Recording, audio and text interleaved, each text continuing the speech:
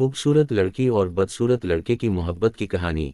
ये कहानी एक छोटे से गांव की है जहां सब एक दूसरे को जानते थे।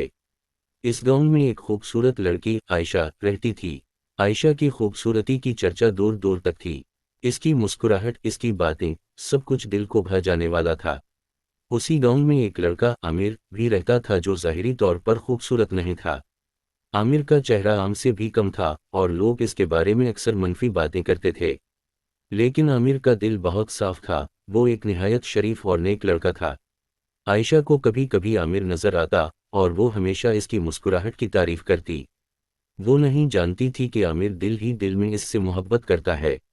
आमिर जानता था कि वो आयशा की खूबसूरती के काबिल नहीं, लेकिन फिर भी इसका दिल आयशा के लिए धड़कता था। एक दिन आयशा के साथ एक हादसा पेश आया। वो गांव के पास वाले जंगल में खो गई। पूरे गांव में हलचल मच गई, सब लोग उसे ढूंढने निकले, लेकिन आयशा का कोई पता न चला। आमिर ने भी हिम्मत नहीं हारी और आयशा को ढूंढने के लिए निकल पड़ा। बहुत कोशिशों के बाद आमिर ने आयशा को एक गहरी खाई में देखा जहां वो गिरी हुई थी और शदीद जख्मी थी।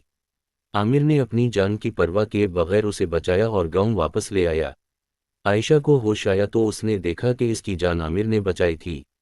उसके दिल में आमिर के लिए इज्जत और मोहब्बत का जज्बा पैदा हो गया। आयशा ने पहली बार देखा कि हुस्न दिल की पाकीज़गी में है, न कि ज़ाहिरी शक्ल व सूरत में। वक्त के साथ साथ आयशा और आमिर की दोस्ती मोहब्बत में बदल गई। गांव के लोग जो पहले आमिर का मजाक उड़ाते थे, अब इसकी तारीफ करते नहीं थकते थे।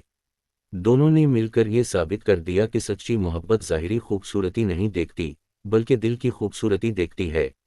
यूं आयशा और आमिर की मोहब्बत की कहानी हमेशा के लिए अमर हो गई और उनकी मिसाल गांव में मोहब्बत की सच्ची कहानी के तौर पर दी जाने लगी।